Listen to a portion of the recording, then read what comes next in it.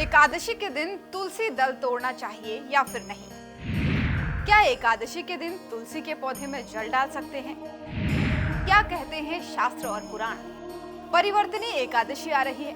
ऐसे में जैसे जैसे एकादशी की तिथि करीब आ रही है, हमारे बहुत से दर्शकों का ये सवाल रहता है कि एकादशी के दिन तुलसी दल तोड़ना चाहिए या फिर नहीं, या फिर इस दिन तुलसी माता को जल अर्पित करें या ना करें। तो अगर आपके मन में भी ये संशय है तो चलिए दूर करते हैं और जानते हैं कि शास्त्रों में इस प्रश्न को लेकर क्या कुछ कहा गया है।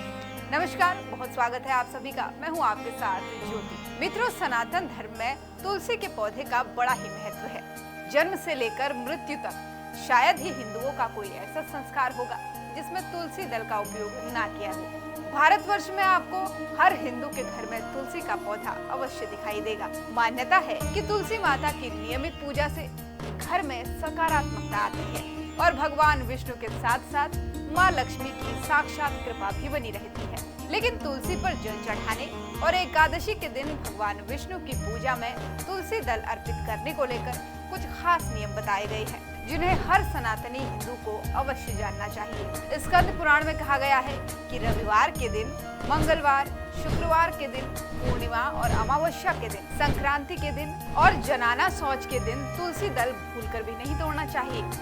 लेकिन प्रश्न है कि क्या एकादशी के दिन तुलसी दल तोड़ना चाहिए या फिर तुलसी माता को जल अर्पित करना चाहिए? इस पर शास्त्रों और पुराणों में क्या लिखा गया है, जानते हैं विस्तार से। मित्रों, शास्त्रों में एकादशी के दिन तुलसी के पत्ते तोड़े जाने का कोई विशेष उल्लेख नहीं मिलता, लेकिन द्वादशी तिथि का उल्लेख अवश्य मिलता है।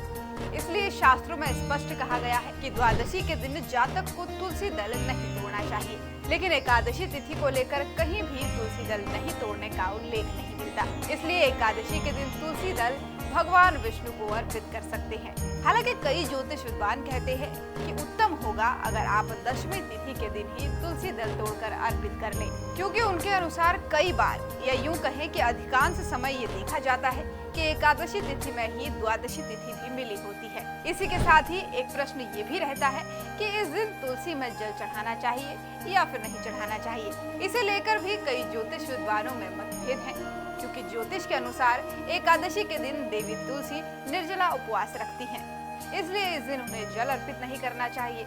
लेकिन कई विद्वानों के अनुसार तुलसी माता को जल अवश्य अर्पित करना चाहिए, क्योंकि देव बोधनी एकादशी या देव उठानी एकादशी के दिन ही तुलसी के पौधे का रोपण किया जाता है। ऐसे में एकादशी के दिन तुलसी के रोपण के साथ ही उसमें जल भी अर्पित करना चाहिए। ऐसे में ऐसा कहीं नहीं लिखा गया है कि एकादशी के दिन तुलसी के पौधे में जल अर्पित नहीं करना चाहिए और तुलसी दल नहीं तोड़ना चाहिए। तो मित्रों, यदि आप एकादशी का व्रत रखते हैं या रखने जा रहे हैं तो दशमी तिथि के दिन तुलसी दल अर्पित कर दें, क्योंकि एकादशी के दिन द्वादशी तिथि भी मिश्रित हो सकती है।